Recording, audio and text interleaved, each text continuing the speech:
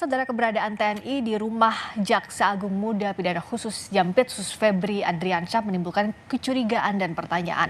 Kenapa TNI menjaga ketat rumah Febri saat polisi tengah melakukan penggeledahan di sejumlah lokasi? Kita masih membahasnya bersama dengan Sekretaris Kementerian BUMN periode 2005-2010 Said Didu dan Ketua Umum YLBHI Muhammad Isnur. Ada apa nih Pak Said? Di saat penggeledahan polisi di sejumlah titik, rumahnya Jampitsus dijaga sama TNI. Kalau saya sih kan kita berpegang aja penjelasan resmi TNI bahwa itu permintaan kejaksaan, dan saya pikir memang sudah lama kejaksaan itu dijaga TNI. Tapi ini rumah pribadi. Mungkin termasuk itu kali. Nah, karena kalau kita ke daerah kejaksaan itu bukan polisi yang jaga, itu memang TNI. Saya nggak tahu ininya apa namanya. Tapi normal nggak? Itu sejak awal kami sudah protes, Mbak, dengan lahirnya Perpres 66 2025.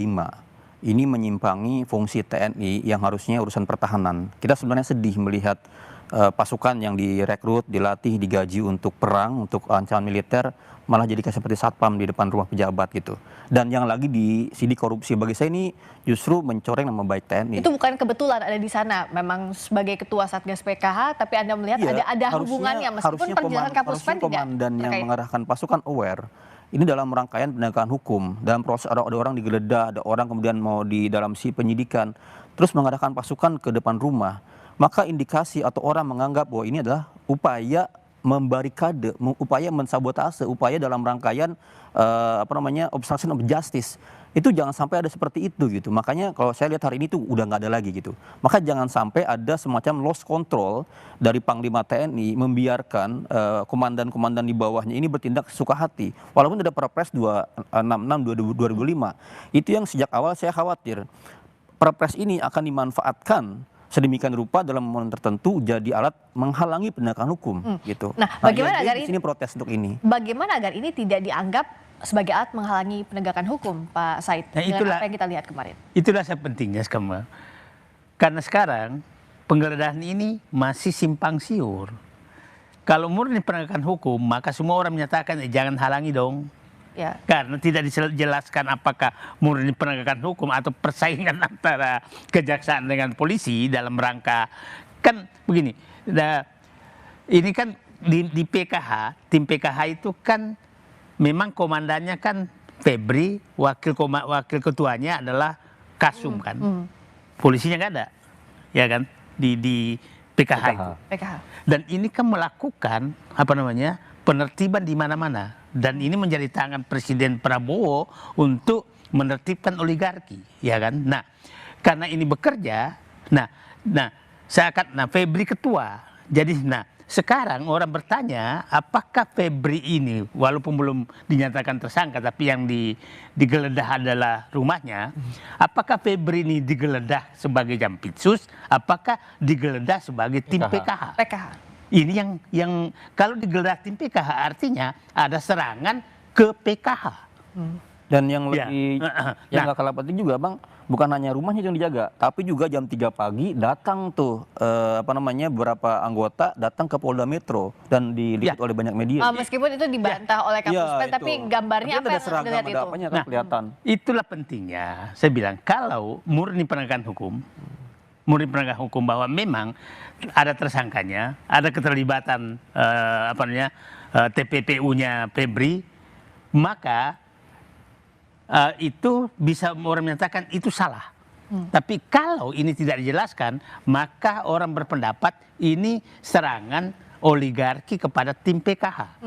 Nah, ini harus segera supaya bahwa kalau murni penegakan hukum, maka semua orang lakukan penegakan. Nah, kita akan dengarkan dulu apa yang disampaikan oleh Kepala Pusat Penerangan atau Kapus Pen TNI, Brigjen TNI Muhammad Nas, terkait pengamanan Jampitsus ini. Benar bahwa pengamanan tersebut dilakukan atas permintaan institusi kejaksaan dan telah dikoordinasikan sesuai dengan mekanisme dan ketentuan yang berlaku, sebagaimana Perpres nomor 66 tahun 2025 yang berkaitan dengan perlindungan kepada jaksa dalam melaksanakan tugasnya. Ini berarti kan kalau dalam konteks konteks ini yang disampaikan oleh Kapuspen, berarti kan ini dia sebagai Jampitsus menjalankan tugasnya. Persis. Tapi dalam kasus ini apakah bisa serta-merta dikatakan demikian ini terpisah, meskipun disampaikan oleh Kapuspen juga bahwa ini pengamanan itu tidak berkaitan dengan isu lain yang saat ini berkembang. Iya. Ini kita lihat quotes-nya. Jadi ini pengamanan itu tidak berkaitan dengan isu lain yang saat ini berkembang. Adapun mengenai informasi adanya penggeledahan oleh Polri terhadap sejumlah lokasi, hal itu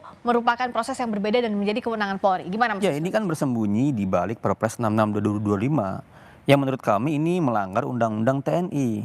Harusnya Perpres tidak menyimpangi atau tidak bertentangan undang-undang. Tidak bisa dikatakan bahwa ini perlindungan dalam menjalankan tugas sebagai Jampitsus ataupun PKH. Iya, pertanyaannya ancamannya apa? Sehingga tentara turun, apakah ada ancaman militer? Apakah ada ancaman bersenjata mau menyerang kejaksaan sehingga diterjunkan pasukan bersenjata? Kalau ancamannya ada pasukan militer, ancamannya adalah ancaman misalnya penyerbuan bersenjata, itu kan ya tentara bisa turun karena ancamannya kombatan. Ini ancamannya apa? Ancamannya penegakan hukum dong. Ancaman dalam proses orang sedang dalam penyidikan. Nah, tentara tidak boleh kemudian ada di lokasi yang dia dalam proses penegakan hukum.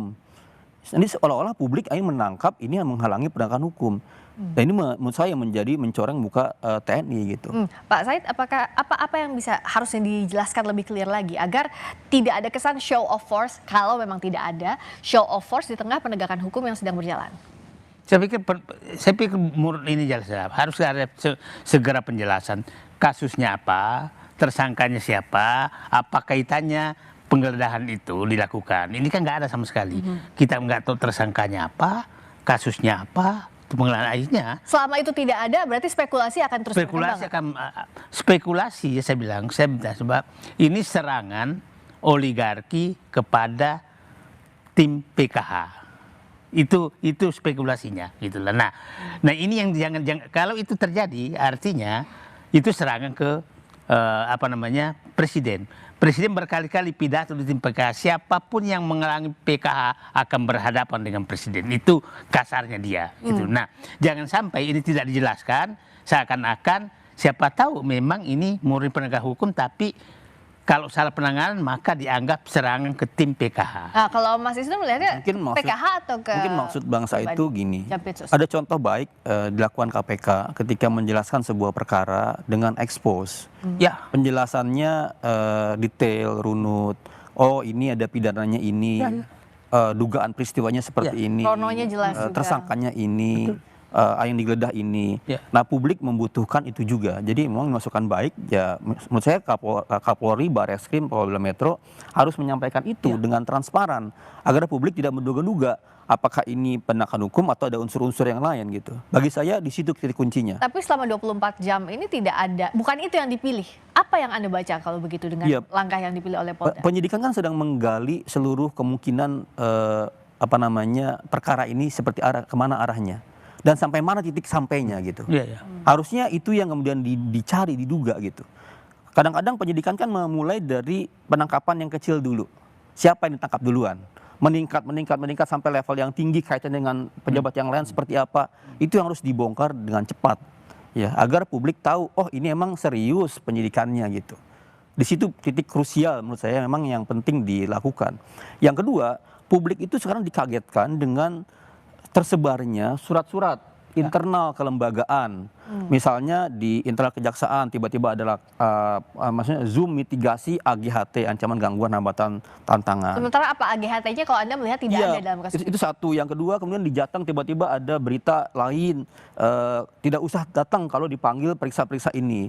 Jadi publik kemudian menduga-duga ini konflik antar lembaga. Menurut saya itu jadi tidak sehat.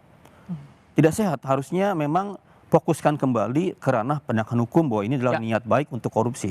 Jangan sampai kemudian presiden mendiamkan ini konflik antar lembaga, itu berbahaya. Kalau kemudian dipertontonkan publik ya, ini ada penyidikan, ada penggeledahan, diontrok kemudian oleh kesatuan yang lain, itu malah berbahaya Mbak. Karena apa? Yang terjadi di lapangan senjata dengan senjata Mbak. Kalau senjata dengan senjata, korbannya masyarakat sipil. Pelayanan publik akan terganggu. Menurut saya presiden harus ambil cepat, merintahkan dengan tegas misalnya kepada kepolisian memproses cepat, kejaksaan misalnya membawa ini ke pengadilan, dan tentara jangan dilibatkan di lapangan. Harusnya begitu dong. Artinya Presiden Prabowo Subianto harus memberikan sikap tegas ini dalam waktu secepatnya, Pak. Saya pikir ini momen kan beginilah. Kita semua ini di luar ini sebenarnya sangat menunggu presiden masuk melakukan pembenahan di lembaga hukum. Ini kan yang tidak dilakukan sudah hampir 2 tahun. Momen ini kalau lewat, maka saya katakan, saya selalu menyatakan, Pak Prabowo, Bapak tuh di titik to kill or to be kill, melakukan penertiban bangsa ini. Kalau Bapak terlambat, maka Bapak yang di-kill. Kalau momentum ini lewat dan Pak Prabowo masih membiarkan ini berlangsung begitu saja, maka mohon maaf aja yang menunggangi penegak hukum selama ini kan kita tahu semua oligarki. Kalau oligarki sudah penegak hukum sudah menjadi alat oligarki, bukan alatnya presiden, maka presiden yang di-kill. Itu kira-kira. Pak Said, tapi kenapa dalam beberapa waktu ini seperti yang kita bahas sebelumnya, orang-orang kepercayaan presiden justru yang melakukan tindakan seperti ini? Nah itulah saya katakan tadi, ada presiden sangat tidak hati-hati dalam memilih orang.